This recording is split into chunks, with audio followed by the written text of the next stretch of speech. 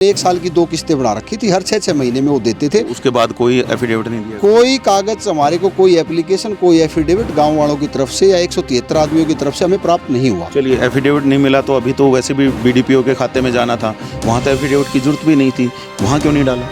देखिए, किसी की हमारे से कोई डिमांड आई नहीं थी और इनका क्योंकि कार्यालय में था तो वो हम ये मानते हैं कि वहाँ हमारा एक, आप ये कह सकते हो कि हमने वो थोड़ा सा डिले किया उसको। और जैसे ही हमारे को ये लगा कि भाई ये मुआवजा जो है अब इनका क्लियर हो नहीं रहा है, तो हमने ये पैसा, आप देख सकते हैं, हमने जमा करा दिया है और उसकी प्रति जो है वो खनन अधिकारी को भी सूचित कर दिया है कि हमने पूरे का पूरा मुआवजा इनका जमा करा दिया। आज तक तो हम लगभग 4.25 करोड़ के आसपास पैसे दे चुके हैं। और ये जो जमा करा है ये कब करा है?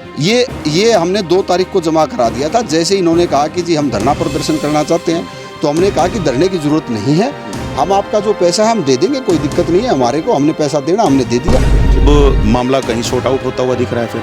देखिए, जहाँ तक मामले, मैं अभी देख पा रहा था, मैं आया तब तो वहाँ पर धरना तो अभी भी जारी है। देखिए क्या है कि ये धरना बेसिकली ज़मीन के मुआवजे के लिए कर ही नहीं रहे। हज़ारों लोगों के ऊपर इस माइन से कम 10,000 लोगों का रोजगार चलता है इनडायरेक्ट, कम से कम 3,000 लोग डायरेक्ट जुड़े हुए हैं।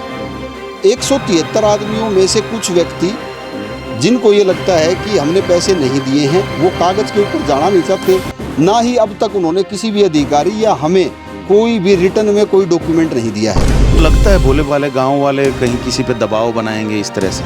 देखिए, कई लोगों की मजबूरियां होती हैं और 15-20 लोग तो कोई भी इकट्ठे कर लेता है, तो 15-20 लोग। मैं आते हुए देख रहा था, बहुत ज़्यादा बड़ी भीड़ लगी हुई है सर। मेरे को लगता कि 50 आदमियों से ज़्यादा कभी भी आए होंगे यहाँ पे। नमस्कार, मैं सुमेश ढाका और आप देख रहे हैं VTS लाइव न्यूज़। जैसे कि हमने आप लोगों को 2 दिन पहले ही एक खबर दिखाई थी चरखी दादरी के गांव पिचोपा कलां की, जहां पर खनन से संबंधित ज़मीन के ऊपर काफ़ी एक बड़ा मामला देखने को मिला था, जिसमें उन ग्रामीणों का कहना था कि उन्हें मुआवजा राशि दी नहीं गई है। आज उसी खबर का दूसरा पहलू आज आप लोगों तक हम पहुंचाएंगे, क्योंकि जहां पर ग्रामीणों के द्वारा कहा गया था कि उन्हें मुआवजा राशि नहीं मिल रही है, तो वो मुआवजा राशि वो जिस फर्म से मांग रहे थे, आपको मैं दिखा दूं, इधर जयदादा धोला स्टोन माइंस पर इस वक्त हम मौजूद हैं और इसी स्टोन माइंस से ही वो सभी लोग अपना जो मुआवजे का पैसा है वो मांग रहे थे। तो आज हम यहाँ पर पहुँचे हैं, इनके जो तमाम स्टाफ यहाँ पर है, जो भी डायरेक्टर हैं वो यहाँ पर हैं, तो उन्हीं सब से हम बात करेंगे क्या कुछ मामला है पूरा। क्योंकि एक तरफ का हमने आप लोगों को सुना दिया था, प्रशासन के कुछ लेटर्स भी हमने आप लोगों को दिखाए थे, जिसमें बाकायदा कहा गया था कि पैसे डाले जाएं खाते में। तो उन सभी चीज़ों को लेकर के एक बार आज इनका पॉइंट ऑफ व्यू जानेंगे। यहाँ पर आप देख सकते हैं जो माइनिंग में जितने लोग इधर काम कर रहे हैं, हालांकि यहाँ पर बहुत कम हैं, अगर हमने जो यहाँ आने के बाद पूछा था, लगभग 350 के आसपास का जो स्टाफ शायद है यहाँ पर, और उसके अलावा भी क्रैशर जोन भी है, उस क्रैशर जोन के भी काफ़ी सारे जो लोग हैं वो भी इसी माइंस के ऊपर ही कहीं ना कहीं उनका भी काम चलता है। तो तमाम लोगों का जो काम है वो अभी रुका भी हुआ है, क्योंकि ग्रामीणों का जब से धरना चल रहा है तो धरने के बाद ग्रामीणों ने काम रुकवा रखा है, जिसकी वजह से काफ़ी सारे लोग परेशान भी हैं। तो आज सबसे पहले तो मामले के बारे में जानेंगे। हमारे साथ यहाँ पर राकेश जी हैं, राकेश बेनेवाल जी, और इसी माइन को चलाने का काम यही कर रहे हैं। तो राकेश जी, सबसे पहले स्वागत आपका। और सीधा सा एक सवाल भी मैं आपसे सीधा ही कर लेता हूँ। बड़ा मामला दिखाई दे रहा है और बार बार हम ये देखते हैं कि खनन के नाम पे है ना, बड़ा ही एक लोगों के बीच में अलग पॉइंट ऑफ व्यू देखने को मिलता है। तो मामला क्या है पूरा आपकी तरफ से, क्योंकि मुआवजे का मामला है और किसान बैठे हैं, उनकी मलकियत है और उस पर आप खनन भी कर रहे हैं, तो ऐसे में मुआवजा तो देना चाहिए। पहले तो आपका बहुत बहुत धन्यवाद और सभी को राम राम। ये जो आपने बात उठाई है, आज पहली बार ऐसा हुआ है। आज से पहले लगभग इतिहास में हमने 8 साल हो गए माइनिंग करते हुए, 7.5 साल के आसपास। पत्रकार या कोई भी भाई कोई भी बात लिख देता है बिना दूसरे पक्ष को जाने। तो सबसे पहले तो मेरी रिक्वेस्ट ये है हर पत्रकार भाई से या किसी भी जो भी देखते हैं कि 2 पक्षों को जाने बिना कोई भी फैसला नहीं लेना चाहिए। अकेले पक्ष को सुन के और उसके ऊपर एक जो है बात कह दी जाती है, जबकि मीडिया या आपका एक जो संबंध है एक पत्रकारिता का, वो एक सही पत्रकारिता तभी होती है जब दोनों पक्षों की आप बात जानें।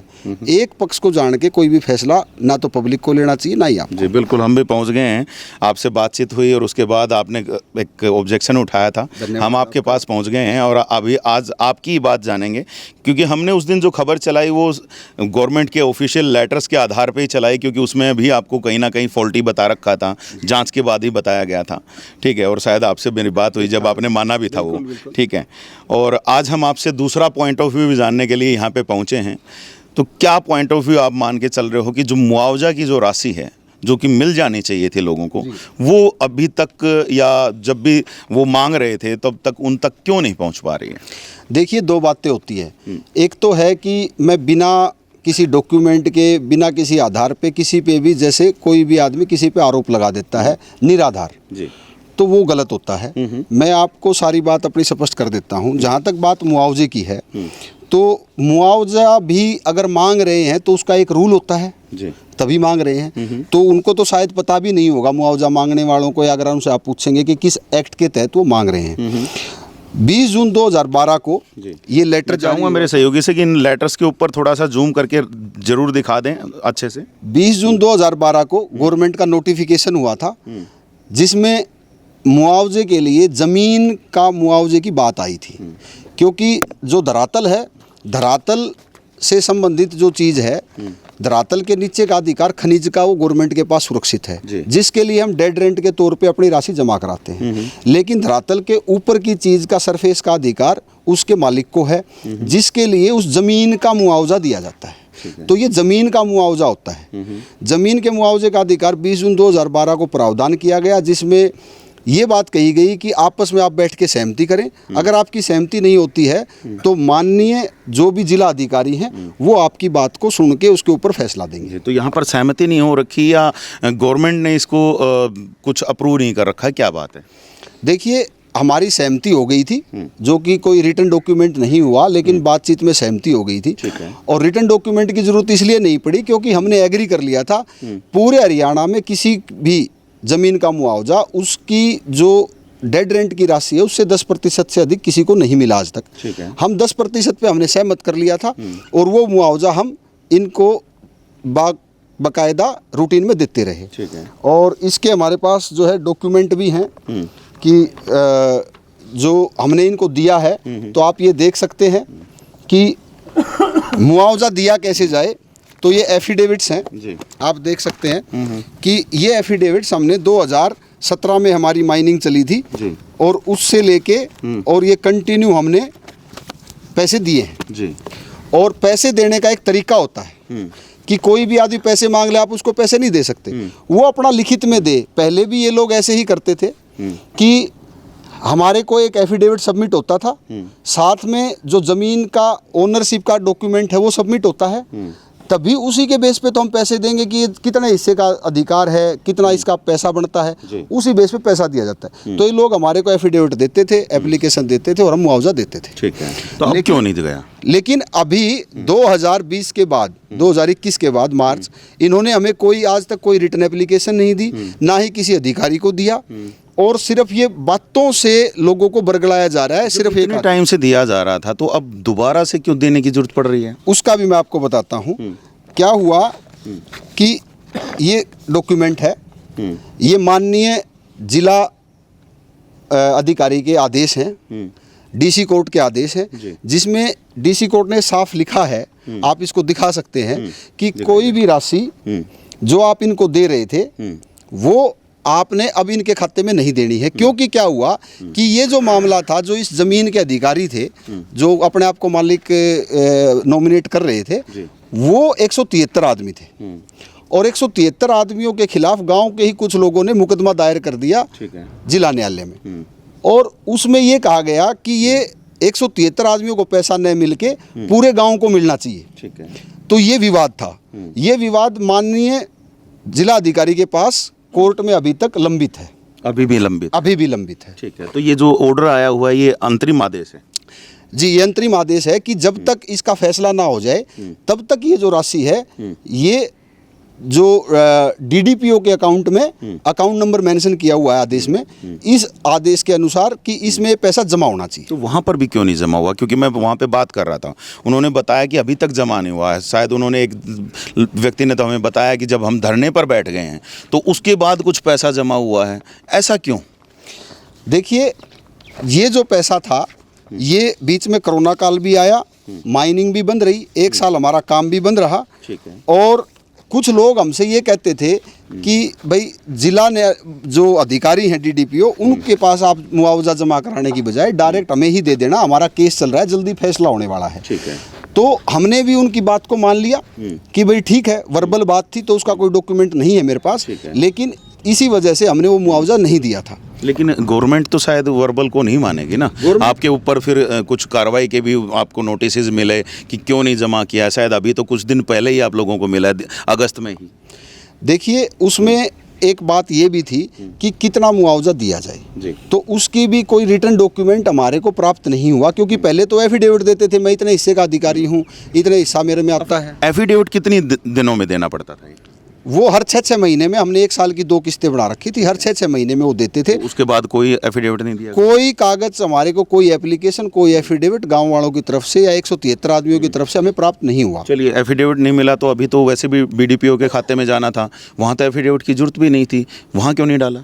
देखिए, किसी की हमारे से कोई डिमांड आई नहीं थी, और इनका क्योंकि कार्यालय में था तो वो हम ये मानते हैं कि वहाँ हमारा एक, आप ये कह सकते हो कि हमने वो थोड़ा सा डिले किया उसको। वहाँ गड़बड़ हुई?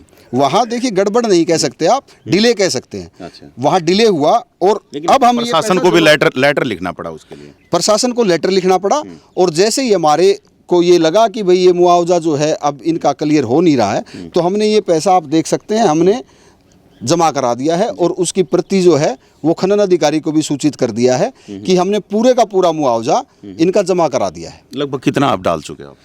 देखिए, आज तक तो हम लगभग 4.25 करोड़ के आसपास पैसे दे चुके हैं। और ये जो जमा करा है, ये कब करा है? ये हमने 2 तारीख को जमा करा दिया था। जैसे इन्होंने कहा कि जी हम धरना प्रदर्शन करना चाहते हैं, तो हमने कहा कि धरने की ज़रूरत नहीं है, हम आपका जो पैसा है हम दे देंगे, कोई दिक्कत नहीं है हमारे को, हमने पैसा देना, हमने दे दिया। ठीक है। तो मतलब आपकी तरफ से जो पैसा था वो अब बीडीपीओ के खाते में जा चुका है, कंप्लीट जा चुका है, या अभी भी बचता है कुछ? देखिए, 2 तारीख को ही हमने वो पैसे दे दिए थे। 1 तारीख को जब ये धरने पे आए तो हमने उस रिक्वेस्ट की थी कि आज आप धरने पे मत बैठो, आज छुट्टी का दिन है, कल हम ये पैसा जमा करा देंगे। हमने 24 घंटे के अंदर 2 तारीख को वो पैसा जमा करा दिया था। ठीक है। तो अब मामला कहीं शॉर्ट आउट होता हुआ दिख रहा है फिर? देखिए, जहाँ तक मामले, मैं अभी देख पा रहा था, मैं आया तब, तो वहाँ पर धरना तो अभी भी जारी है। देखिए क्या है कि ये धरना बेसिकली ज़मीन के मुआवजे के लिए कर ही नहीं रहे। इसमें एक व्यक्ति है, विजय सन ऑफ धर्मपाल, वो लोगों को बरगला रहा है, गांव वाले भोले भाले लोगों को वो एक व्यक्ति ने बाउंडर बना रखा है। उसका एक ही उद्देश्य रहता है कि माइनिंग कैसे बंद हो, ताकि वो इलीगल माइनिंग कर सके। उसके ऊपर पहले भी इलीगल माइनिंग के आरोप लगे हैं, और वो अब भी जो है उसको नोटिस मिला हुआ है सरकार की तरफ से, और वो ये चाहता है, क्योंकि उस व्यक्ति के 3 क्रैशर हैं और वो तीनों ही क्रैशर माइनिंग के साथ अटैच्ड हैं, तो वो ये चाहता है कि माइनिंग का कार्य बंद हो जाए, और ताकि वो इलीगल माइनिंग कर सके। माइनिंग का कार्य बंद हो जाएगा तो क्रैशर भी कोई बंद ही हो जाएगा वो तो? देखिए, हजारों लोगों के ऊपर इस माइन से कम 10,000 लोगों का रोजगार चलता है इनडायरेक्टली, कम से कम 3,000 लोग डायरेक्ट जुड़े हुए हैं। 173 आदमियों में से कुछ व्यक्ति जिनको ये लगता है कि हमने पैसे नहीं दिए हैं, वो कागज के ऊपर जाना नहीं चाहते, ना ही अब तक उन्होंने किसी भी अधिकारी या हमें कोई भी रिटर्न में कोई डॉक्यूमेंट नहीं दिया है कि मेरे इतने पैसे बनते हैं। 173 आदमी सब अपना अपना जो है वो जमा कराएं। तो उस संबंध में तो आप बता रहे हो ना कि केस चल ही रहा है अभी तो? केस तो चल रहा है। ये कह रहे हैं कि अब थोड़ा जमा कराया या ज़्यादा जमा कराया, तो थोड़ा या ज़्यादा का तो फैसला तभी होगा जब हर आदमी अपना अपना हिस्सा बताएगा, हर आदमी अपने अपने लिख के दे, और हर चीज़ के लिए एक रास्ता होता है। अगर मैं किसी सरकार से या किसी व्यक्ति से मैंने कोई पैसा लेना है कंपनी से, तो ये पहले भी एक डॉक्यूमेंट देते थे, आज भी अपना एक डॉक्यूमेंट दे। जिला न्यायालय है, फोर्स है, सब कुछ है, लेकिन ये सिर्फ बातों से ये कह रहे हैं कि भाई नहीं पैसे दो, पैसे दो। तो पैसे देने के लिए, लेने के लिए एक प्रोसीजर होता है, न्यायालय है, अधिकारी है, सब कुछ है, लेकिन ये सब को धत्ता बता करके, और ना तो न्यायालय की सुन रहे हैं, ना किसी और चीज़ की सुन रहे हैं, और इलेक्शन के माहौल को ख़राब करने के लिए विजय दबाव बनाया जा रहा है, दबाव बनाया जा रहा है। विजय धर्मपाल अपनी रोटी सेकना चाहता है, गांव वालों के, भोले भाले गांव वालों को इसका हथियार आपको बना। लगता है भोले भाले गांव वाले कहीं किसी पे दबाव बनाएंगे इस तरह से? देखिए, कई लोगों की मजबूरियां होती हैं और 15-20 लोग तो कोई भी इकट्ठे कर लेता है। तो 15-20 लोग, अभी मैं आते हुए देख रहा था बहुत ज़्यादा बड़ी भीड़ लगी हुई है वहाँ पे। सर मेरे को लगता कि 50 आदमियों से ज़्यादा कभी भी आए होंगे यहाँ पे। चलिए, आपको लगता और है आप ये? यहाँ देख रहे हैं, आप यहाँ देख रहे हैं कि सैकड़ों कर्मचारी आज प्रभावित हैं। क्रैशर वाले लोग कितने? प्रभावित। मैं एक्चुअल जानना चाहूँगा क्योंकि पहले हमारी बात हो रही थी, ऑफिशियली भी जान लेता हूँ आपसे कि कितने कर्मचारी काम कर रहे हैं? देखिए, 100 आदमी डायरेक्ट कंपनी के पेरोल पे काम करते हैं ठीक है। और लगभग 250 आदमी कंपनी में जैसे टेम्परेरी तौर पे या ठेकेदार हमने आगे सबलेट कर रखे हैं काम, उनके थ्रू काम करते हैं। ठीक है। तो लगभग 350 कर्मचारी तो सिर्फ माइनिंग में काम करते हैं। उसके अलावा लगभग सैकड़ों गाड़ियां चलती हैं, 100 से ज़्यादा ही गाड़ियां चलती हैं जोन में। तो हर गाड़ी पे 2 ड्राइवर होते हैं, मालिक होता है, क्लीनर होता है। तो लगभग 300 से 400 लोग उन गाड़ियों के ऊपर बेरोजगारी की आज उस पर बैठे हुए हैं। कितने दिन से उनको किस्तें भी देनी होती है अपनी। और 30 के लगभग क्रैशर हैं, जिसमें 30 आदमी से कम किसी क्रैशर में नहीं काम करते। तो लगभग 1000 से ज़्यादा लोगों का रोजगार इतने दिन से प्रभावित हो रखा है। प्रशासन सिर्फ चुनाव की बात को लेके और वो कोई स्टेप नहीं उठा रहे। और मैं तो ये चाहता हूँ कि जिसकी कोई बात ही नहीं है, कोई मुद्दा ही नहीं है, उन्होंने पैसे की बात की, हमने जमा करा दिए। तो मुद्दा कोई नहीं है, सिर्फ बेवजह की बातें खड़ी करके और हमारे काम को डिस्टर्ब करके हजारों लोगों का रोजगार जुड़ा हुआ है। और में तो आप पुलिस के पास भी जा सकते हैं, सिक्योरिटी मांग सकते हो, वापस काम शुरू करवाने के लिए जो तमाम चीज़ें हैं वो भी आप कर सकते हैं। देखिए, हम पुलिस के पास गए, बिल्कुल गए। और ये मैं आपको दिखाना चाहता हूँ, हमने पुलिस को रिटर्न में दिया कि जी काम चलवाया जाए। अगर कोई किसी को पैसे मांगता है तो उसका एक प्रोसीजर है, वो अपना उस प्रोसीजर के तहत कार्रवाई करे। प्रशासन है, पुलिस ने चलवाया नहीं यहाँ पे आपका काम, क्योंकि मैं अभी भी देख पा रहा था और ज़्यादातर मेरे ख्याल से कर्मचारी यहीं पर मुझे दिखाई दे रहे हैं। तो ऐसे में तो काम अभी भी बंद होगा। साहब, हमारी तो बड़ी दयनीय हालत हो रखी है। मेरी डेली की किस्त है पहाड़ की, मैं कहाँ से दूंगा? और दूसरा, इतने दिन से प्रभावित है तो हम सरकार को चिट्ठी लिख रहे हैं कि जो हमें ये नुकसान हो रहा है और ज़बरदस्ती एक गुंडागर्दी के तहत हमें रोका जा रहा है, क्योंकि आप किसी के काम को नहीं रोक सकते। वैसे तो वो कह रहे हैं कि शांतिपूर्वक बैठे हैं हम, लेकिन क्या रोकने के लिए इधर अंदर घुस जाते हैं? देखिए, वो शांतिपूर्वक कह रहे हैं, बट जब अधिकारी उनसे बात करने आए तो उनके साथ भी उन्होंने गाली गलौज करी, धमकाया और बिल्कुल उनको पीटने पे उतारू हो गए थे। जिसकी वो भी यही चीज़ बोल रहे हैं कि उन्होंने हमें धमकाया, हमारी बात सुनी नहीं रहे थे। ये तो वो भी कह रहे हैं। देखिए, मैं आपको वीडियो दे देता हूँ, आप वो वीडियो देख लीजिए। और अधिकारी ने, अगर ऐसी बात थी तो अधिकारी ने उनके खिलाफ मुकदमा दर्ज क्यों किया? अधिकारी ने उनके खिलाफ मुकदमा क्यों लिख के देगा? धमकाया तभी लिख के दर्ज हो दिया चुका है मुकदमा? मुकदमा दर्ज नहीं हुआ है, बट अधिकारियों की तरफ से एप्लीकेशन जा चुकी है और उसके वीडियो हैं। वीडियो में साफ दिख रहा है कि कितने उनको गाली गलौज, विजय जो है वो ज़बरदस्ती गाली गलौज कर रहा है, एक गुंडागर्दी दिखा रहा है।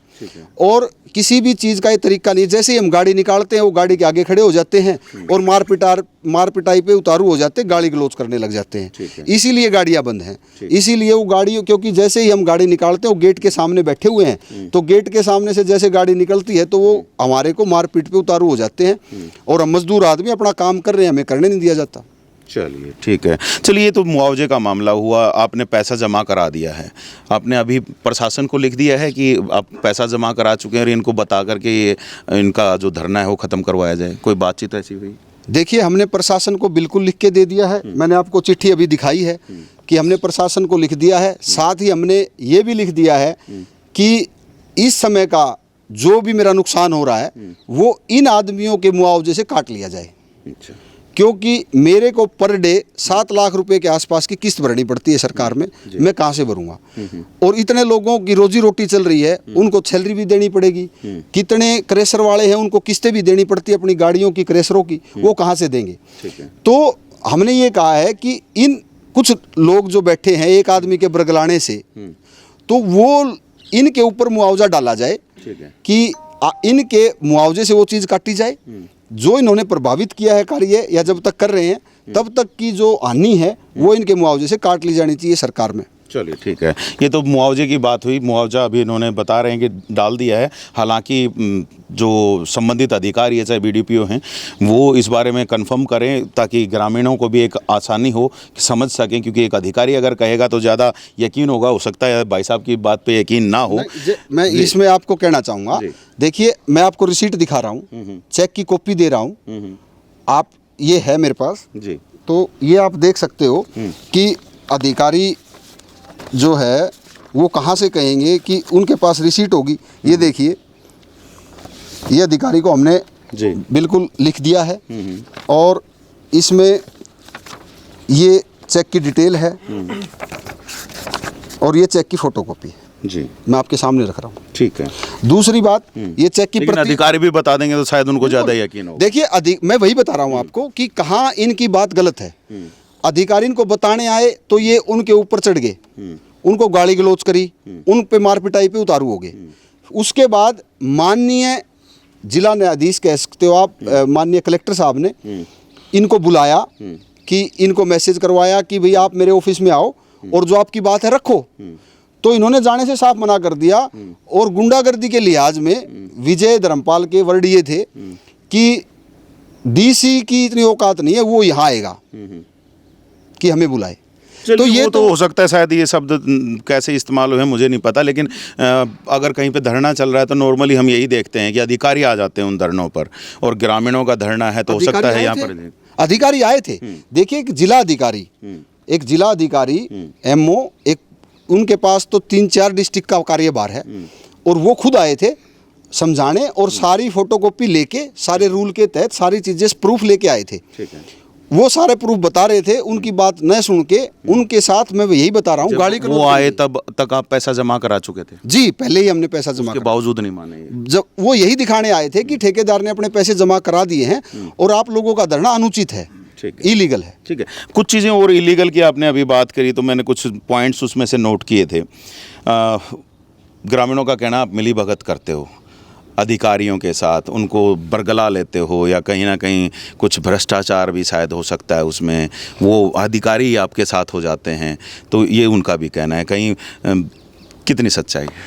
देखिए ये आरोप तो देखो पैसे वाली पार्टी तो हर एक मानता है कि खनन में लगे हुए हैं तो करोड़ों का बिजनेस है और कहीं ना कहीं वो पैसे से लेन देन हो गया या कहीं, ये आरोप हैं। देखिए ठीक है, आपसे पूछना चाहता हूँ क्या कहीं पर भी कोई ऐसी साठ गांठ? देखिए साहब क्या है, जो विजय धर्मपाल है वो काफ़ी लंबे से इलीगल माइनिंग का काम करता है, उसके फादर भी पहाड़ का काम करते थे।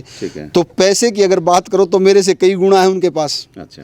क्योंकि मैं तो अभी 7-8 साल से इस बिज़नेस में आया हूँ, वो लोग तो मेरे ख्याल से शायद 30-40 साल से इस बिज़नेस में। मिली भगत पे ही मैं थोड़ा सा एक साथ में ही जोड़ देता हूँ कि उन्होंने कहा है कि क्रैशर जोन की गाड़ियों पर भी झगड़ा है। क्रैशर जोन की जब गाड़ियाँ जाती हैं तो आपके 3-4 कोई क्रैशर होंगे, उनकी गाड़ियाँ तो ज़्यादा जाती हैं और उन जो दूसरे क्रैशर हैं उनकी गाड़ियों को आप अंदर नहीं घुसने देते, उनको मटेरियल नहीं देते, जबकि शायद कुछ नियम कुछ ऐसा होता है कि शायद सबको देना पड़ता है आपको। देखिए अभी जो है हमारी एक ही माइंस चल रही है पिचोप्पा कला में, और ऐसा कुछ नहीं है कि हम किसी एक आदमी को मटेरियल दें या और किसी को न दें। हमने एक रेट निर्धारण किया है और उस रेट के ऊपर कोई भी आए हम उसको बिल्कुल मटेरियल देते हैं। आपके 3-4 क्रैशर हैं या नहीं, पहले तो वही बता। देखिए मेरा सिर्फ एक ही क्रैशर है। अच्छा।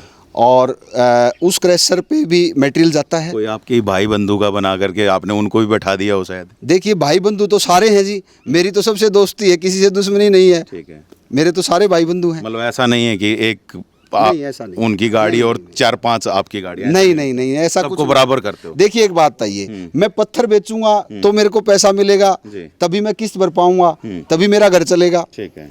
तो देखिए मैं किसी को पत्थर देने से क्यों मना करूंगा? ठीक है, मतलब आप डिनाई कर रहे हो इस चीज़ से, इस आरोप से डिनाई कर रहे हो। जो एक आप भी समझ सकते हैं और एक आम आदमी भी समझ सकता है कि मेरा काम है कि माइनिंग करके और बोल्डर जो है क्रैशर वाले को देना। ठीक है। तो अगर मैं नहीं दूंगा तो मेरा काम कैसे चलेगा? इसी मिलब भगत में ही एक और भी आरोप है उनका। हालांकि यहाँ पर मैं आपसे सीधा पूछ रहा हूँ तो हो सकता है होता भी होगा तो आप शायद हो सकता है न मना कर दें, लेकिन उनका कहना है कि अवैध खनन होता है जिसके चक्कर में आप एक गाड़ी पक्के बिल में निकालते हो, उसके साथ साथ 3-4 गाड़ियां ऐसे ही कच्चे बिल में और जैसे भी निकल जाए, उसकी वजह से गवर्नमेंट का भी नुकसान होता है, इनका भी नुकसान होता है, हर किसी का नुकसान हो रहा है। क्या मामला है? देखिए साहब, जो है आरोप तो कोई किसी पे कुछ भी लगा सकता है। आरोप तो गांव वाले ये भी लगाते हैं कि भाई फलाना ये कर रहा है।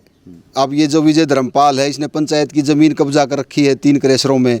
आरोप तो ये भी लगाते हैं कि आपके पास ये देखिए, आप भी आरोप लगा रहे हो अब 3 मैं आरोप नहीं लगा रहा, मैं आरोप नहीं लगा रहा, मैं ये बता रहा हूँ कि जो लोग आरोप लगा रहे हैं, अच्छा, जो हमारे को सुनने में मिलता है आपको क्योंकि आप अपने पास से अब ये बात कह रहे हैं, तो आपको कहीं पे सबूत मिले उसके कि उन्होंने कब्जा जी कर? बिल्कुल बिल्कुल मिले। और मैं तो आपको बकायदा, वो तो झूठे आरोप लगा रहे थे और मैं तो जो आपको दे रहा हूँ वो गवर्नमेंट के कागज दिखाता हूँ। अच्छा, ये देखिए गवर्नमेंट के कागज दिखा रहे हैं। बिल्कुल जी, ये देखिए, ये जो मैं धर्मपाल विजय की बात कर रहा हूँ, धर्मपाल स्टोन क्रशर, ठीक है। ये इसने जमीन के ऊपर नाजायज पंचायत की जमीन पे कब्जा कर रखा है। इसके 3 क्रशर हैं, तीनों के ऊपर इसने नाजायज तरीके से पंचायत की जमीन पे कब्जा कर रखा है और वो भी लगभग 15 साल से 15 साल जी। पुलिस कुछ नहीं कर रही, खनन अधिकारी कुछ नहीं कर रहे। देखिए कोई शिकायत ही नहीं करता, क्योंकि कोई भी आदमी, आपने भी नहीं की शिकायत?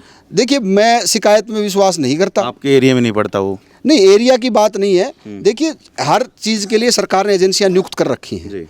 तो मेरे को अपने ही काम से फुर्सत नहीं है तो दूसरे के बीच में कैसे टांग अड़ाऊंगा? ठीक है। तो मैं तो शिकायत करने का कोई औचित्य मेरा बनता नहीं। मेरे पास ना तो इतना समय है कि मैं दूसरों की शिकायत करूं, क्योंकि लोग बेवजह ही मेरे पीछे पड़े रहते हैं।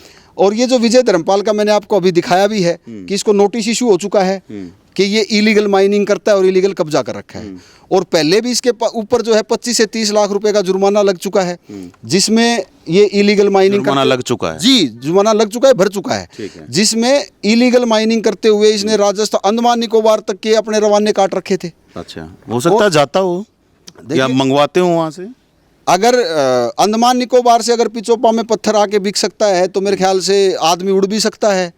ठीक है, तो हो सकता है कुछ स्पेशल पत्थर आ रहा हो वहाँ से। हाँ, हो सकता है जी, उस आदमी के पास कोई स्पेशल पावर हो। अच्छा, जैसे पत्थर लिया आता नहीं है ऐसे नॉर्मल। हनुमान जी जो मुझे पता नहीं है, क्योंकि मैं इसीलिए पूछ रहा हूँ आपसे। देखिए साहब, हो सकता है, मैं भी अंदाजा ही लगा पा रहा हूँ। साहब क्या है कि पत्थर से जो चीज़ मटेरियल बनता है वो 500 रुपये में बिकता है, 500 रुपये प्रति टन। ठीक है।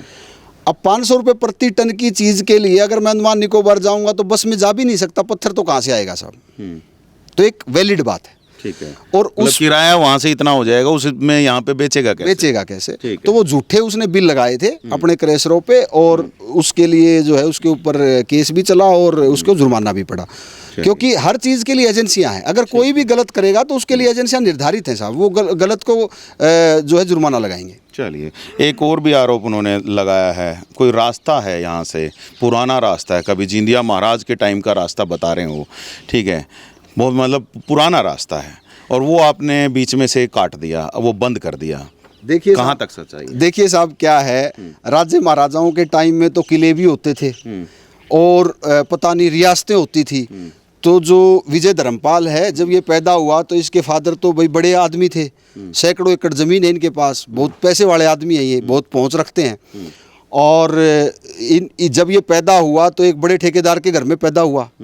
मैं तो एक किसान के घर में पैदा हुआ हूँ, एक कलरक के घर में पैदा हुआ। सबकी अपनी अपनी किस्मत है, भगवान ने किसको कहाँ पैदा कर दिया। अच्छी है, लेकिन मैं ये बता रहा हूँ, राजे महाराजाओं की बात कर रहा है, उसको भी राजे महाराजाओं जैसा रहन सहन है उसका, या जो उसके पास है पैसा इतना कि वो राजे महाराजाओं के रास्ते पर आओ ना, रास्ते पर ये है सर कि देखिए मैं यही कहना चाहता हूँ, राज्य महाराजाओं के बाद ये देश आज़ाद हो चुका है और उसके बाद इसमें एक व्यवस्था करी गई। एक जो है ज़मीन का एक अपना जो है सजरा होता है, मैं आपको सजरा दिखा रहा हूँ, ये सजरा की कॉपी है सर, और ये ऑथेंटिक मैं करके लेके आया हूँ ताकि आप लोगों को सहूलियत हो सके। और इसमें आप देख सकते हैं कि ये रास्ता यहाँ पे आके खत्म हो जाता है। इधर से आ जाए जी, बताएं थोड़ा सा। देखिए ये रास्ता गांव की तरफ से आता है और ये यहाँ आके खत्म हो जाता है। ठीक है, लीगल ये रिकॉर्ड है, रिवेन्यू रिकॉर्ड, पिचोप्पा का गाँव, ये पिचोप्पा का है साहब। ये रास्ता यहाँ पर खत्म हो गया और यहाँ से आगे 110 नंबर खसरा की जमीन आ जाती है, जिसके अंदर कोई भी आप देख सकते हो रास्ता नहीं है। ठीक है। और इसके आगे बादल गांव की जमीन आती है, उसमें भी कोई रास्ता नहीं है। ये मेरा माइनिंग का मैप है साहब, इसमें भी आप देख सकते हैं माइनिंग मैप में ये तीनों माइंस का मैप है, जिसमें 3 नंबर प्लॉट का मैप है, P3 आप देख सकते हो। और इसके अंदर से आप देख सकते हो कि कहीं से कोई रास्ता नहीं है। ठीक है। तो लीगल रिकॉर्ड, सरकारी रिकॉर्ड जो है अब अगर आप कहोगे कि यहाँ पे पहले हवेली होती थी या कोई रास्ता होता था, तो वो तो सरकार ने बकायदा ज़मीन की डिमार्केशन की है। अब जैसे वो ज़मीन का मुआवजा, मैं भी देख पा रहा था उधर पक्का भी बना रखा है वो रास्ता, शायद मार्केट कमेटी ने बनाया है, जिस भी एजेंसी ने बनाया होगा वो पक्का भी बना हुआ। तो वो पक्का कैसे बना अगर ऐसा रास्ता था ही नहीं तो? देखिए साहब, इस मामले में क्या हुआ कि ये जो रास्ता था, मुझे नहीं पता किसने बनाया या नहीं बनाया। जब हमने माइनिंग ली तब भी यहाँ पे कोई रास्ता नहीं था। ठीक है। और इस रास्ते को लेके विजय धर्मपाल ने ही, जो कि खसरा नंबर से है, उसको अच्छे से पता है, उसके पास खसरा भी है। और ये आप देख सकते हो साहब, मैं ये दिखाना चाहूँगा सबसे बड़ा इंपॉर्टेंट कागज जो वो बार बार उठाता है। समन है ये तो, ये समन है और ये केस है साहब। और ये बकायदा अभी जो है दादरी मुकेश कुमार जी की अदालत में भी लगा हुआ है। जी, मुकेश कुमार जी की अदालत में लगा हुआ है। इसमें आप देख सकते हो कि ये केस है साहब, इसमें विजय, खुद विजय ने ये केस माननीय न्यायालय में डाल रखा है। ठीक है।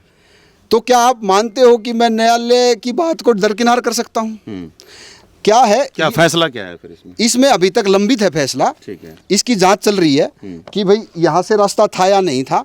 जबकि अधिकारी अपनी रिपोर्ट प्रस्तुत कर चुके हैं। उन्होंने क्या रिपोर्ट दी? उन्होंने यही रिपोर्ट दी है कि रेवेन्यू रिकॉर्ड में यहाँ पे कोई रास्ता नहीं है। अच्छा, जो जैसे आप सजरा दिखा रहे हो उसको। जी, हमने सजरा दिखाया है आपको। और सजरे की बात को ना मान के, और विजय जो है वो कोर्ट में भी गया, तो वहाँ भी कोर्ट ने यही कहा कि अभी तक लंबित है मामला, लेकिन कोर्ट का डिसीजन कभी भी आए, कोर्ट जो भी डिसाइड करेगा उस पर बात करेंगे। चलिए, इसके अलावा एक खनन कार्य में बड़ा एक आरोप हर एक मेरे ख्याल से माइन पे लगता रहता है ये तो, कि भैया चवे से भी नीचे पहुंच चुके हैं, चवा निकाल दिया। गांव में जो ज़मीनी स्तर का जो पानी था, भूजल था, वो उसका दोहन हो रहा है। तो और मैं भी देख पा रहा था यहाँ पे 4-5 आपने पाइप लगा करके पानी निकाले जा रहे हो। वो पानी कहाँ से आ रहा है? वो जो जल सतर है उसको निकाल रहे हो या क्या चक्कर है? साहब देखिए, आप भी भीगे हुए हो और ये आज बारिश में भीग गए। मेहरबानी है, आप देख रहे हो। बिल्कुल। और आप साइड से भी देख सकते हो कि 11 हेक्टेयर जगह में बरसात होगी तो वो पानी, अगर वो ग्राउंड लेवल से डाउन है, अगर वो एरिया, तो ये तो पुरानी कहावत है, पानी तो झील में जाएगा। ठीक है। तो जी पानी जो है 11 हेक्टेयर का पानी उसमें जाएगा माइन में बरसात में। अच्छा। बरसात में वो पानी जाएगा तो वो पानी को निकाला जाएगा। ठीक है। तो हम वही कर रहे हैं, बरसात के पानी को निकाल रहे हैं और उसको भी खराब नहीं कर रहे हैं, ताकि दूसरी जगह का चौवा ठीक रहे। उसके लिए हमने एक व्यवस्था करी है कि उसको सरकार भी ये कहती है कि भाई आप एक तालाब बना के उसके अंदर उसको डालो, ताकि ज़मीन सतर जो दूसरी एग्रीकल्चर के लिए जगह है, तो ज़मीन सतर जो जल सतर है ज़मीन का, वो उठ सके। और हम बिल्कुल उसी तरीके से उसको एक जगह पे डाल रहे हैं ताकि ज़मीन के पानी के सतर में, जल सतर में सुधार आ सके। ठीक है। जल सतर इसलिए डाउन है कि यहाँ का जो जल सतर है, वो जल सतर, मेरे पास ये हाइड्रोलॉजी की रिपोर्ट है। जी, यहाँ पर देखिए सारे रिपोर्ट्स भाई साहब आज लेकर के खड़े हैं। जी, क्या करें वो। अब देखिए, एक व्यक्ति कोई भी आरोप लगा दे, उन्होंने, मैं गारंटी के साथ कह सकता हूँ कि उन्होंने आपको कोई कागज़ इस तरीके का नहीं दिया होगा जिसमें वो अपनी बात को प्रूव कर सके। और ये मैं मुआवजे से संबंधित उन्होंने दिए थे, वो मैंने अपने खबर में भी लगाया। मुआवजे से संबंधित उन्होंने दिए थे, बट अभी जो वो कह रहे हैं कि हमें मुआवजा चाहिए, तो 173 आदमियों ने कोई एप्लीकेशन किसी अधिकारी को दी है। वो ठीक है, अभी वो आपने बता दिया। देखिए, हाइड्रोलॉजी की रिपोर्ट है, ये हाइड्रोलॉजी की रिपोर्ट है बकायदा। विलेज बिरी कलां की नहीं, बिरी कलां सर एड्रेस है। ये एड्रेस है हमारा। ये पिचोपा की है sir, Jaidada Doda stone mines, 4 stone minerals. ठीक है जी, 11 हेक्टेयर की जो जगह है, ये हमारा एड्रेस है बिरी कला का, जो पहले हमारा होता था। ये फोटो आप देख सकते हो। ठीक है।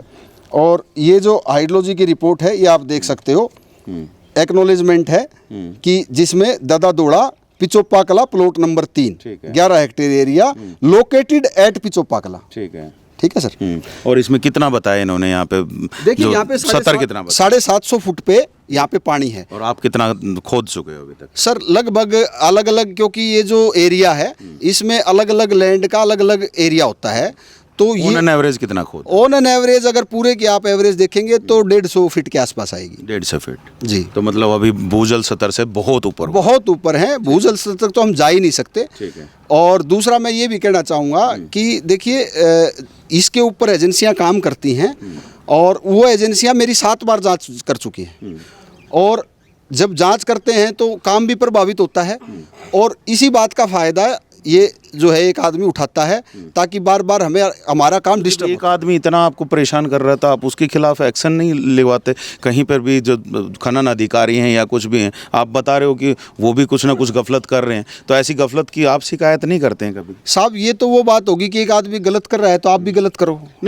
आप उसकी शिकायत तो कर सकते हैं कि आपको बार बार परेशान कर रहा है और ये चीज़ जी पर्सनली नाम से उसकी शिकायत दी है हमने, पुलिस में दी है। दे दी है। तो पुलिस कार्रवाई कर रही है क्या? नहीं कर रही साहब। अब वही बात है, वो तो आपको बताया मैंने कितना बड़ा आदमी है। इतनी बड़ी फर्म अगर कर रही है शिकायत और उसके बाद भी कार्रवाई नहीं है, दैट मीन्स की सुरक्षा व्यवस्था तो जीरो हो गई। देखिए सुरक्षा व्यवस्था तो आप देख रहे हैं कि आज इतने दिन से काम पेंडिंग है, अगर किसी के साथ कोई लेन देन भी है तो वो उसका काम थोड़ी रोक सकता है जी। ये तो एक गुंडागर्दी की बात है। आपको न्यायालय है, पुलिस फोर्स है, अधिकारी हैं, आप वहां जाके बात रख सकते हैं। तो ये तो गुंडागर्दी आपको दिख रही है, आपके सामने है कि काम प्रभावित कर रहे हैं। अच्छा चलिए, अभी जैसे ये लोग बैठे हैं तो उनके साथ कोई बातचीत का कोई आपने रास्ता निकाला है ताकि आपसे सीधा बातचीत हो उसके? देखिए मैंने तो पहले भी जब भी मुआवजे की कोई बात होती थी तो वो हमारे को देते थे। अब मैं तो किससे बात करूं? अगर मैं बात करने जाता हूं जब अधिकारियों के ही नहीं सुनते साहब, तो मैं तो गरीब आदमी हूं, मेरे को तो वैसे मार देंगे वो। तो मैं किसके पास जाऊं? जब वो अधिकारियों के साथ बदतमीजी कर रहे हैं तो मेरे को थोड़ी बख्शेंगे। डर लग रहा है?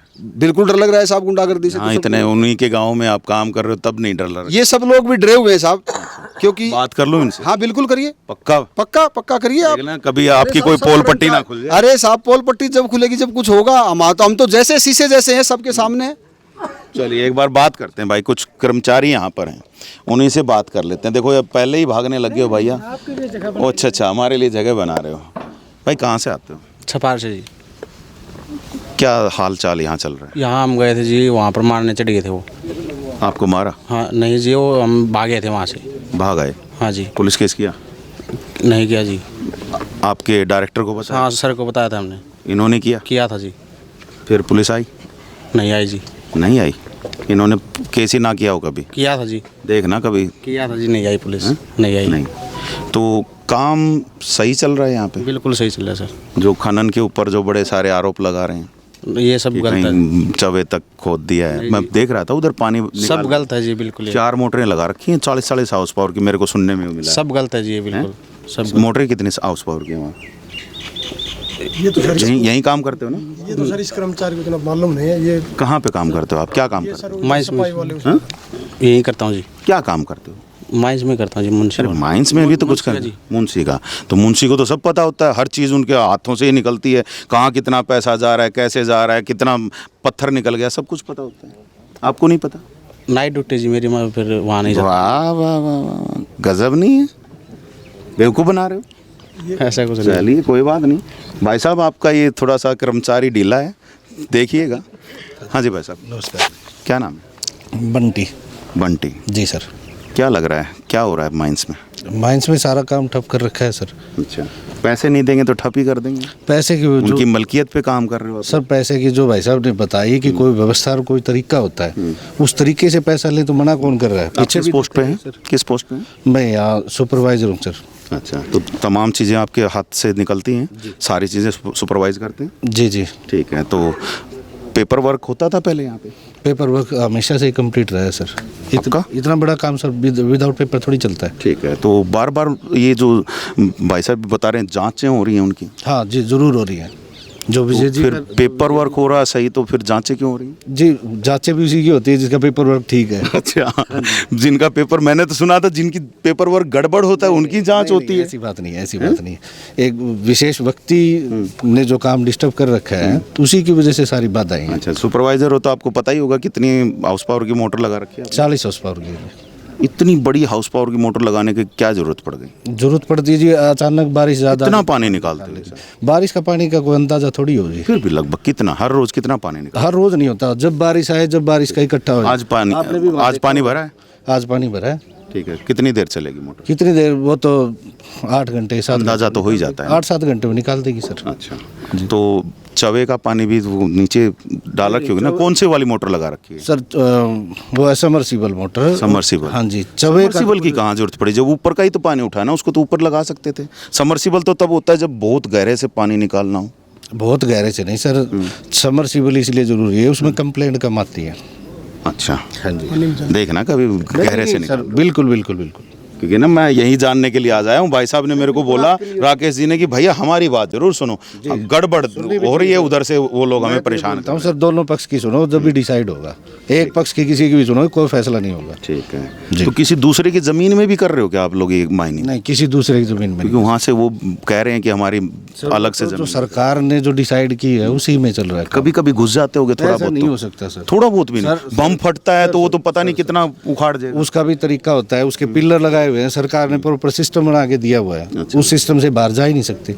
अगर चले जाते हो तो? नहीं जा सकते सर, आप देखिए मैंने ना। सुनने को मिला कि शायद कभी एक आध बार उस गए हो तब कुछ एक्स्ट्रा पैसा भी भरना पड़ा है। नहीं नहीं नहीं, ऐसा कुछ नहीं है सर, ऐसा कुछ नहीं है। ऐसा कुछ नहीं है? नहीं, आज तक नहीं हुआ। मैं उधर से पूछ के आता हूँ, एक मिनट। भाई साहब, वो पैसा शायद भरा था आपने कुछ एक्स्ट्रा, जब कुछ दूसरी ज़मीन को उखाड़ दिया गया? देखिए क्या है कि जैसे मिट्टी वगैरह उठानी पड़ती है, और कई बार क्या होता है कि अगर कोई प्लेट खिसक जाती है तो उसके लिए सरकार जुर्माना लगाती है और वो भरना पड़ता लगा है ना जुर्माना? है। देखिए जुर्माना पहले लगा है थोड़ा बहुत, वो भरा है हमने। चलिए, तो आपके सुपरवाइजर को नहीं पता? नहीं, ये उस कभी आज पढ़ा करके नहीं खड़ी कर दिया सभी को? देखिए 7.5 साल हो चुके हैं माइंस को चलते हुए, तो कर्मचारी तो आते जाते रहते हैं साहब। चलिए, कर्मचारी आते जाते रहते हैं, तो भाई साहब अपडेट करो अपनी नॉलेज। हाँ, मेरी अपडेट ये है सर, मेरे आने से पहले हुआ होगा। अब यहाँ पे मैं 3 साल से हूँ, 3 साल से ऐसी कोई भी बात नहीं हुई सर। चलिए, कोई बात नहीं हुई है। चलिए, और इधर भाई साहब तनख्वाह वंखा दे देते हैं टाइम पे? टाइम पर दे रहे हैं कहाँ से आते हो? जी। मानेरू से जी। मानेरू से? इतनी दूर? इतनी दूर आ रहे हैं जी। अच्छा, तनख्वाह टाइम पर मिलती है इसलिए आते हैं। तो अब काम ठप पड़ा है, कैसे होगा? अब काम ठप पड़ा तो सर किस वजह से ठप पड़ा है, पता है इस बात का?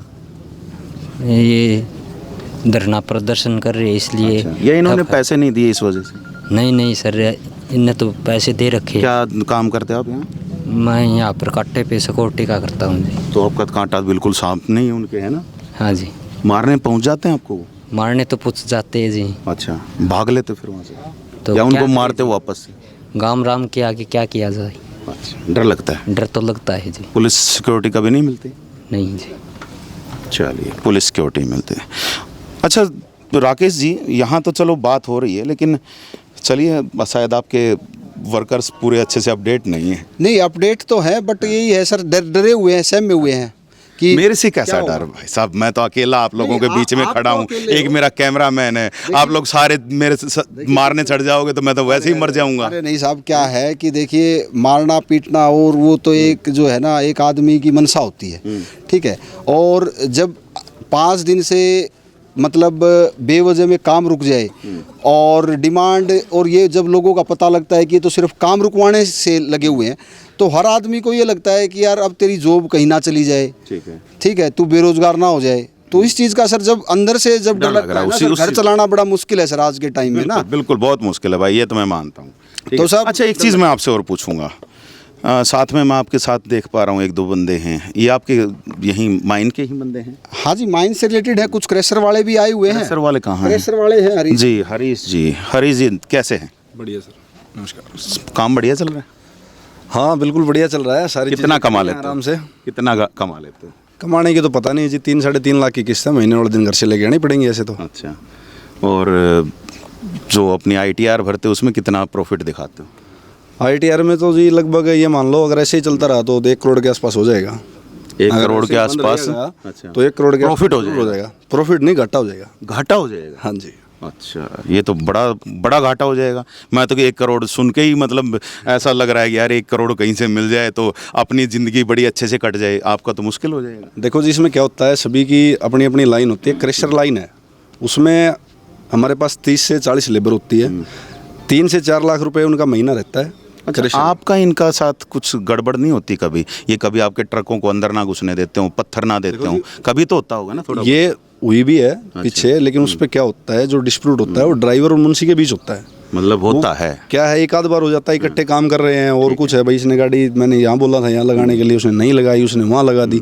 ये तो देखो काम करेंगे ना तो चलता रहता है, ये रूटीन की चीज़ें हैं, ये नॉर्मल चीज़ें हैं। अच्छा, और इसमें ऐसी वो कोई बात नहीं है कि आप एक बात बताओ जी, मतलब ऐसी खींचतान वाली बात नहीं? खींचतान वाली, अगर वर्कर से वर्कर की अगर खींचतान वाली बात होती। अच्छा, एक चीज़ और मैं भी आपसे, चलो खींचतान पे छोड़ो उस बात को, इनके कितने हैं क्रेशर? इनके भाई बंद के या कोई इनका खुद का ही सब कुछ जुगाड़ करके किसी और के नाम से चला रखे होंगे, पता तो चल ही जाता है। नहीं देखो जी, इनके क्रेशर मैं पता करूंगा तो शायद पता भी चल कोई दिक्कत वाली बात नहीं है जी। देखो इनके क्रेशर तो फिलहाल सच बताना, देखना फिलहाल तो एक ही क्रेशर है। अच्छा, ठीक है, पीछे 2-3 क्रेशर थे, वो सेल अभी आउट भी चल रहा है। सेल आउट लगभग 1 साल पहले कर चुके हैं। अच्छा, मतलब थे। हाँ पहले थे, वो ठीक है। ऑलरेडी सेल आउट हो चुके हैं। भाई साहब पोल पट्टी खुल रही है। नहीं, तब 3 माइनिंग थी सर। हाँ जी, देखिए उस टाइम जो है वो 3 माइनिंग चलती थी। ठीक है। ठीक है, पिचोपा के अंदर 3 माइनिंग चलती थी। 1 साल हमारे क्रेशर बंद रहे साहब, बड़ा हम घाटे में चले गए। और वो 3 क्रेशर थे, उनमें भी मेरी 5 से 10% हिस्सेदारी थी। तो वो हमने अपना शेयर बेचना पड़ा। अच्छा, तो अपना सरकार में पैसे भरे साहब हमने। अब पैसा तो अगर आपके पास नहीं होगा तो आप अपनी कोई प्रॉपर्टी है वही बेच के देंगे। और उस टाइम 3 माइनिंग चलती थी ठीक है। जब हमारे क्रेशर थे, और हमारे से कोई माल नहीं उठाता था। ठीक है। ठीक है, और हमें तो बल्कि क्रेशर वालों के हाथ पैर जोड़ने। कोई भी माल ही नहीं उठाता था आपसे? जी जी जी, ऐसा भी होता है? देखिए क्वालिटी पे डिपेंड होता है। अरे दिल्ली तक तो हमारे यहाँ का माल जाता है और आपसे माल नहीं उठा रहे, गजब की बात है। बिल्कुल, देखिए साहब मैं वही कह रहा हूँ, अब आप भी पत्रकार हो, एक की तो जो है टीआरपी पता नहीं कहाँ है आज तक की, और आपकी कहाँ है साहब? बिल्कुल, ये तो सही है। आज तक के बराबर तो नहीं, नहीं। लेकिन हाँ लोकल में हम भी आज तक हैं। हाँ देखिए वही मैं कह रहा हूँ, लोकल के आज तक हैं। वही मैं कह रहा हूँ। तो मेरा जो मतलब एरिया, लोकल ये तो एरिया लोकल ही था आपके, यहीं आसपास के ही लोग क्या था साहब, देखिए यहाँ पे 3 माइनिंग चलती थी, और हमारी माइनिंग जो थी उसमें जो मटेरियल था वो थोड़ा सा हल्का था औरों से। तो देखिए कोई भी माल है, अब मार्केट में जैसा सामान होगा वैसा ही बिकेगा। ठीक है। तो हमारा माल हल्का होने के कारण हमारा माल नहीं उठता था। अब उठ रहे हैं। अब तो हम अकेले हैं, तो अब तो उठ ही रहा है। अच्छा, एक छत्र राज है, अपना मन करेगा तो किसको देंगे, एक छत्र नहीं, राज नहीं, है, साहब, ऐसा जिसको कोई नहीं नहीं चाहिए है। नहीं देंगे। देखिए ऐसा है, आप एक आदमी ढूंढ के ला दीजिए सिंगल। वो एक आदमी बाहर ही बैठा है, वो भी वही कह रहा है। देखिए वो जो आदमी बैठा है उसने भी हमारे से माल लिया उसके हुआ। अलावा चाहिए आप? नहीं नहीं, मैं बता देता हूँ आपके रिकॉर्ड के लिए, मेरे पास रिकॉर्ड है, मैं रिकॉर्ड दे दूंगा। उस आदमी ने भी हमारे से माल उठा रखा है, और जब भी वो माल लेने हमने दिया है। लेकिन जब नहीं आया है, उसको ये हो गया कि ज़्यादा लालच आ गया कि ये पूरी माई से हड़प लूँ मैं, तो अति लोभ तो साहब परेशानी करता है। और हमारे से उन्होंने माल लिया है, हमने माल दिया है, औरों के बराबर रेट पे दिया है। ठीक है। और आज भी अगर लेना चाहें तो आज भी वेलकम है सर, बिल्कुल मतलब देंगे। उनके साथ कोई ऐसी वो नहीं। खटास नहीं है? देखिए खटास क्या वैसे करें भी बिजनेस में खटास होनी नहीं चाहिए। बिजनेस में साहब देखिए ऐसा है कि नैतिकता भी होनी चाहिए, बिना नैतिकता के कोई बिजनेस नहीं होना चाहिए। और मैं तो ये खुले दिल से कह रहा हूँ कि उस भाई से भी पता नहीं वो मेरे से क्यों चिढ़ता है, और इतना बाउंडर मेरे खिलाफ साजिशें क्यों अभी रचता है। पूछ के देख लो ना यार, पार्टनरशिप में आ पूछा जाओ। है, पूछा है, बुलाया है, हाथ भी जोड़े हैं कि भाई मैं तो तेरे हाथ जोड़ता हूँ। मतलब पूरी मैं तो माइंड चाहिए। आपके माध्यम से कह रहा हूँ कि भाई मैं तो हाथ जोड़ता हूँ, मेरे को अपना काम करने दो और आप अपना काम करो। मैं तो आपके सामने कह रहा हूँ, और आपके सामने ये भी कह रहा हूँ कि अगर मेरे से फिर भी जाने न जाने कोई गलती हुई है तो मुझे माफ़ कर दो भाई। चलिए कोई नहीं, तो यहाँ पे देखिए भाई साहब माफ़ी भी मांग रहे हैं अगर कुछ जाने अनजाने गलती हो, वैसे नहीं, अगर कुछ जाने अनजाने गलती हुई है तो ठीक है। बाकी अभी क्या मान के चलें, कितने दिन में आप ये इन सभी को बिल्कुल अच्छे से जो इनका डर है वो निकलवा लोगे, सब कुछ है ना? साहब ऐसा है कि देखिए ये बड़ा दुर्भाग्य मानता हूँ मैं कि आज पुलिस प्रशासन मौन है। एक सरकारी अधिकारी के साथ मारपीट हो जाती है और मुकदमा तक दर्ज नहीं होता, और आज हमारा काम बंद कर रखा है। पैसे का लेन देन है, हमने अपनी तरफ से पूरा पैसा दे दिया है। चरखी दादरी की एसपी तो बड़ी स्ट्रिक्ट बताई जाती हैं, और हम भी चाहेंगे, पुलिस प्रशासन के काफ़ी अधिकारी हमें देखते हैं, तो भैया ज़रा ध्यान दो। एक व्यक्ति बिजनेसमैन है, काम कैसे करेगा, और इनका बिजनेस ठप हो गया तो बहुत सारी चीज़ें ठप हो जाएंगी। कहीं रोड नहीं बनेगा, किसी का घर नहीं बनेगा, किसी की मल्टी स्टोरी बिल्डिंग नहीं बनेगी, बुरा हाल हो जाना है। तो सिक्योरिटी थोड़ी बहुत दे सकते हैं तो दीजिए। यही कह रहे हैं साहब कि पुलिस प्रशासन को आना चाहिए और अपनी गाड़ियां निकलवानी चाहिए। अगर उन लोगों को कोई परेशानी है तो वो लिखित में दें। इंडिविजुअल 173 आदमी है, सब अपना अपना लिख के दें कि जी मेरा इतना पैसा बनता है, सरकार उसको जांच कर ले। अगर मेरा कोई पैसा फिर भी निकलेगा तो मैं अब भी कह रहा हूँ, आपके माध्यम से भी कह रहा हूँ, अगर फिर भी सरकार बोलेगी कि आपका पैसा निकलता है तो मैं दूंगा जी। अच्छा, आप ट्रकों वालों की बात कर रहे थे, यहाँ पे है कोई ट्रक वाला जिसके पास ट्रक हो और वो यहाँ पे काम कर रहा हो? जी उधर हैं भाई साहब, बिल्कुल सूटेड बूटेड होकर के आ रखे हो आप, तो ट्रक वाले तो नहीं लग रहे हो, मालिक लग रहे हो, है ना? हाँ मालिक ट्रक नहीं चला रहे है ना? ट्रक नहीं चलाते, उसके लिए कौन रखा है? ड्राइवर है। ड्राइवर हैं। तनख्वाह उनका सब टाइम पे मिल जाती है? हाँ तनख्वाह उनका टाइम पे मिल जाती है, और 2.5 से 3 लाख रुपए सैलरी जाती है ड्राइवर। ठीक है। अब ये बंद है काम तो नुकसान हो? ड्राइवर बैठे हैं, अच्छा, बैठे खा रहे हैं। कितना नुकसान हो जाता है आप लोगों का? 6 से 7 लाख रुपए तो किस्त के आते हैं महीने के। महीने के? हाँ जी। कितने ट्रक हैं? हैं 5-6। 5-6 1.5 लाख ट्रक। से ऊपर मैं की भी किस्तें सोचूं, मैं कहा एक ट्रक की इतनी आ गई तो कितने करोड़ों का ट्रक आता होगा पता नहीं। 50 लाख रुपए का ट्रक आता है। भाई साहब मैं तो छोटा सा आदमी हूँ, बहुत वैसे मुश्किल से बता रहा हूँ भाई साहब, मैं आप पूछ रहे हो तभी बता रहा हूँ। मैं भी पूछ ही रहा हूँ। 6 से 7 लाख रुपए किस्तों के हैं और 2.5 से 3 लाख रुपए सैलरी जाती है। देखिए मैं इसलिए ये थोड़ा सा बातचीत इस वजह से कर रहा हूँ कि हल्के फुल्के माहौल में बात हो तो बढ़िया है, ठीक है, नहीं तो पता चले आप ही लोग मेरे सिर पे चढ़ गए, मैंने कोई गलत क्वेश्चन पूछ लिया कुछ। ऐसी कोई बात नहीं है भाई साहब, भारी लॉस होने लग रहा है। बैठे ड्राइवर खाना खा रहे हैं, सैलरी भी लेंगे, सब नुकसान हो रहा है। मतलब लगभग अगर हम माने ये 3-4 दिन में, जैसे 5 दिन, शायद आज 5वां दिन है बंद को, तो कितना नुकसान हो गया? देख लो ना आप, 10 लाख रुपए खर्चा है तो 30,000 रुपए पर डे का खर्चा है, नुकसान है मेरे को। बाप रे। भाई लोग हैं जिनके पास गाड़ियाँ हैं। लगभग कितने लोग यहाँ पर कॉन्ट्रैक्टर के तौर पे, मतलब जो ट्रक वगैरह लगा रखे होंगे उन्होंने और माल ढोते के आसपास गाड़ियाँ चलती हैं, तो आप ये मान के चलो कम से कम 40-50 आदमी तो होंगे जिनके पास गाड़ियाँ हैं। जी, तो काफी नुकसान हो रहा है। देखिए बिल्कुल भाई साहब सही कह रहे हैं। चलो भाई साहब, हो सकता है जल्दी ही आप लोगों का समाधान हो। करवाओ जी, कोशिश हमारी भी, और हम प्रशासन के लोगों से भी ये कहेंगे कि जो भी खनन अधिकारी हैं, चरखी दादरी के जो डीसी हैं, वो भी शायद अगर इसमें अच्छे से संज्ञान लें तो शायद जो ये इतने सारे जो कर्मचारी यहाँ पर अभी केवल इंतज़ार कर रहे हैं कि काम कब शुरू होगा, हर रोज़ अपने ड्यूटी पर आ रहे हैं और आने के बाद वापस शाम तक खाली बैठ करके चले जा रहे हैं। इधर डायरेक्टर सर हैं इनके, राकेश जी, ये भी बड़ा परेशान होंगे क्योंकि बड़ी मोटी किस्त जो है इनकी भी शायद सरकार में जाती होगी, टैक्स वैक्स भी भर रहे होंगे, काफ़ी सारी चीज़ें हैं और इनका भी काम शुरू हो, और अगर कोई भी बात है तो शायद काम शुरू होते होते भी वो बात हो सकती है। वो लोग धरने पे बैठे हैं, उनकी भी सुनो, उनमें कहाँ पर क्या दिक्कत है, और जांच भी हो सकती है। इधर से भाई साहब ने तो बता दिया पैसे जमा करा दें, लेकिन फिर भी जैसे मैंने पहले भी कहा था कि बीडीपीओ हैं वो क्लियर कर दें इस बात को कि उनके खाते में पैसा आ गया है नहीं, या कभी चेक बाउंस हो गए हों। हो सकता है भाई साहब, ठीक है, बुरा मत मानिएगा, आप कभी पीछे से आप ये कहेंगे। नहीं, देखिए साहब ऐसा है, हमारा काम था कि हमने अपना जो है अमाउंट एज एन चेक देना था। मैं तो अपने खाते की स्टेटमेंट दे सकता हूँ, मेरे पास सफिशिएंट बैलेंस है जी, तो बाउंस होने का तो कोई सवाल होता नहीं। मतलब पहुंच गए हो तो मैं नहीं, आपकी बात ठीक, कंफर्मेशन जरूरी है। देखिए ठीक बात है, और वो भी ये है सर कि अगर चेक बाउंस हो जाता है तो मैं आपको बता भी दूं कि चेक बाउंस में सजा है साहब। जी बिल्कुल है, ठीक है, बिल्कुल है। कोई भी चीज़ इस समाज में कानून के दायरे में हर चीज़ का एक प्रावधान है जी।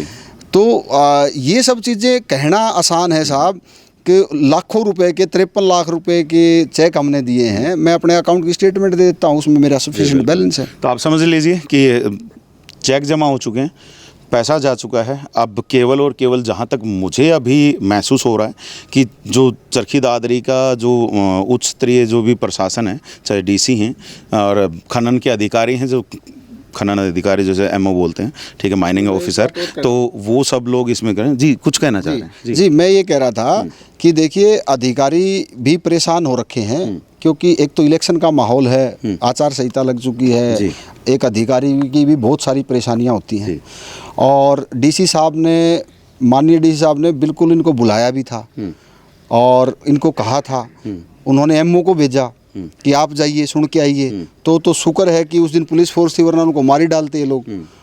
और जो अगले दिन फिर डीसी साहब ने खुद बुलाया तो इन्होंने कहा कि डीसी खुद ही आ जाएगा। तो इस टाइप की बातें करना तो गलत है साहब, देखिए आप भी समझते हो। तो बुलाने पे भी ये क्यों नहीं जा रहे, क्योंकि सिर्फ एक आदमी को बरगला के गलत कर रहा है, और उससे भी तो मैं तो कह रहा हूँ भाई मेरे से क्या गलती होगी, तू क्यों मेरे पीछे पड़ा हुआ है, मेरे को अपना काम करने दे, आप भी अपना काम। प्रशासन से भी कुछ कहना चाहेंगे आप यहाँ से? प्रशासन से मैं इतना ही कहना चाहूँगा साहब कि देखिए इलेक्शन का माहौल है, प्रशासन को बड़ी सिरदर्दियाँ रहती हैं, लेकिन साहब थोड़ा सा टाइम निकाल के थोड़ी सी हमारी भी इस परेशानी को सुनिए। इतने हज़ारों लोग आज मतलब आप ये कहना, मैं आपको बता दूं लगभग मेरे से 1500 से 2000 लोग यहाँ पे काम कर रहे हैं इसी के बेस पे, मतलब डायरेक्ट या इनडायरेक्ट जी। तो इतने लोगों के ऊपर आज तलवार लटकी हुई है कि सबके अंदर भय है कि मेरा रोज़गार चलेगा नहीं चलेगा, कब तक चलेगा कब तक नहीं चलेगा, क्योंकि आने वाले टाइम में फिर 2 महीने बंद हो जाएगा काम, ग्रैप की वजह से हमारे वो भी दिक्कत रहती है। बरसात की वजह से काम वैसे ही कम चलता है और ऊपर से ये परेशानी है। तो हमारी तो यही दरखास्त है प्रशासन से कि साहब थोड़ा सा टाइम निकाल के आप अगर कोई गलत कर रहा है तो उसके खिलाफ आप कानूनी कार्रवाई करिए और नहीं तो हमारा काम चलवाइए। हम किसी चीज़ को मना नहीं कर रहे, ना पैसे को मना कर रहे हैं, ना किसी और बात को मना कर रहे हैं। किस्त विस्त टाइम पे भरिए। बिल्कुल सारा काम कर रहे हैं। अब ये इस तरीके के परेशानियों के बीच में हम कैसे मतलब आज असमंजस की स्थिति में है। तो थोड़ा सा प्रशासन से यही रिक्वेस्ट है, वो एक बार थोड़ी सी हमारी जो है पुलिस फोर्स भेजें और यहाँ पे काम को चलाएं। जी बिल्कुल। चलिए जी, तो हमने दूसरा पक्ष ज़रूर जाना है और मैं चाहूँगा एक बार तमाम लोगों के चेहरे यहाँ पर दिखा दीजिए कि सभी लोग इंतज़ार कर रहे हैं कि कब काम शुरू हो, कब तमाम जो चीज़ें हैं वैसे ही पटड़ी पे आ जाएं और सभी अपने अपने कामों पर लगें। तो ऐसे में दूसरी तरफ काम बंद पड़ा है, तो ये बड़ा सोचने का विषय है। तो हम तो यही कहेंगे एक बार फिर से प्रशासन से, चरखी दादरी पुलिस से और जो भी खनन अधिकारी हैं उनसे कहेंगे कि इस मामले को ज़रा जल्दी से देखें। अगर उधर का कुछ पैसा निकलता है तो इनसे ले लें और अगर इनका कुछ फ़ॉल्ट है तो इन पे जो भी पेनल्टी लगानी वो लगा दें और अगर इनका फ़ॉल्ट नहीं है तो इनका काम ज़रूर वापस से स्टार्ट करवा दें। क्योंकि ऐसे में इतने सारे लोग अगर बेरोज़गार हो रहे हैं तो मैं तो सही मानता नहीं। और इधर जैसे कि भाई साहब बैठे थे और इन्होंने तो बता भी दिया कि काफ़ी लाखों रुपए की किस्त जा रही है ट्रकों की, और ट्रकों की अगर इतनी लंबी किस्त जा रही है तो मैं तो ये सोच के हैरान हूँ कि माइनिंग की कितनी बड़ी मोटी किस्त जो है वो सरकार में राकेश जी जमा करा रहे होंगे। तो जब पैसा सारा जमा ही हो रहा है, सब कुछ ठीक ठाक चल रहा है, तो जो भी जांच वांच करके और इसको स्टार्ट कराएं, वापस से काम शुरू हो, उधर उनका काम जो भी है वो हो। हालांकि एक केस भी बताया जा रहा है, तो उस केस का भी कहीं ना कहीं सुनवाई जब भी होगी तो माननीय कोर्ट का जो भी फैसला होगा वो शायद सबको सिर माथे होगा। तो क्योंकि कोर्ट के सामने हम भी भाई कुछ नहीं बोल सकते, वो कोर्ट का काम है, वो कोर्ट अपने नियम कानूनों के अनुसार देखेंगे। तो हमारा तो यही कहना है। और आज दूसरा पक्ष हमने आप लोगों को सुना दिया है। पहला पक्ष और प्रशासन का पक्ष हमने आपको जो था वो ग्रामीणों का पक्ष आप उनके बाइट से सुना दिया था, प्रशासन का हमने आपको उनके लेटर से सुना दिया था, और आज यहाँ से भी बात हो गई और इधर पीछे से कुछ बात करें। जी मैं कुछ बोलना चाहता हूँ। बताएं। स्टोन क्रेशर ओनर हूँ मैं भी जी। तो मुझे पता है कि एक क्रेशर के लिए मंथली खर्चा लगभग 8 से 10 लाख रुपये आता है जी। 3-4 लाख रुपये सैलरी हो जाती है और 5-7 लाख रुपये की किस्त हो जाती है जी। बिजली का बिल रह गया अलग से। अब हालात इतने पैदा हो गए यहाँ पे, जो दूसरे स्टेट से लेबर आई हुई है, तो अब स्थिति ये है क्रेशर वाले की जी ने कि उसको घर भेजे या यहाँ रखे। अच्छा, क्योंकि ये मतलब अगर लगातार बंद रहा तो इन लोगों की नौकरियां भी जा सकती हैं। बिल्कुल जी, इनको आने वाले 2 से 5 दिन में समाधान नहीं हुआ तो इनकी छुट्टी करनी पड़ेगी। अच्छा, और ये वापस घर जाएंगे। ये तो बड़ा भयंकर काम हो जाएगा। हजारों की संख्या में वापस लोग जाएंगे, क्रेशर बंद हो जाएंगे। उसके बाद इनकी सहमति बनती है तो उसके बाद दोबारा आने में टाइम लगेगा जी। तो पूरा महीना खत्म हो जाएगा। हर वर्ग को नुकसान है इस चीज़ का जी। तो मैं आपके चैनल के माध्यम से प्रशासन को अवगत कराना चाहता हूँ कि 1 या 2 दिन में इस चीज़ का समाधान निकाले, दोनों पार्टियों को बुलाया जाए, इनकी आपसी सहमति करवाई, इस चीज़ को खत्म कराया जाए। बिल्कुल, हम भी यही चाह रहे हैं कि कहीं ना कहीं जो भी आपस में दोनों पार्टियां बैठें, प्रशासन के मौजूदगी में बैठें, ताकि कोई आपस में कोई बातचीत ना हो। नहीं, डीसी साहब ने बुलाने चाहिए दोनों पार्टियां। अगर वो नहीं आ रहे हैं तो डीसी साहब आ जाए यहाँ। हाँ, ये भी बात है। अगर कोई रिज्ड होके बैठा हुआ है कि भाई हम तो उठ के नहीं जाएंगे, तो प्रशासन में जो भी अधिकारी हैं वो आ सकते हैं। जनता से बड़ा डीसी नहीं है जी। बिल्कुल, डीसी को यहाँ आना चाहिए। और बहुत सारे धरनों पे हम देखते भी हैं कि वो पहुंचते हैं वहाँ। डॉक्यूमेंटली जिसके अंदर फाल्ट बताया जाए जी। जो भी भ्रांतियां दोनों पार्टियों की हो रखी हैं वो खत्म करी जाए जी। बिल्कुल। तो चलिए, इसी नोट के साथ इस वीडियो में बस इतना ही रख रहे हैं, क्योंकि ये काफ़ी लंबा वीडियो हो गया है और आई होप कि आप लोगों ने सबने देखा भी होगा। और अगर आप लोगों तक हमारी सूचनाएं पहुंच रही हैं, सही तरीके से पहुंच रही हैं, तो भैया चैनल को थोड़ा सा आप भी आगे बढ़ाइएगा। लाइक, शेयर, सब्सक्राइब जो भी आपको करना है वो आप ज़रूर कीजिएगा। और जाहिर सी बात है, ऐसी सूचनाएं आप लोगों तक आगे भी लेकर के आते रहेंगे। तो अभी बस इतना ही रख रहे हैं। आने वाले समय में कुछ नई सूचनाएं और जानकारियों के साथ फिर से हाजिर होंगे। तब तक के लिए आप मुझे दीजिएगा इजाज़त। मैं Sumesh Dhaka, VTS live news के लिए।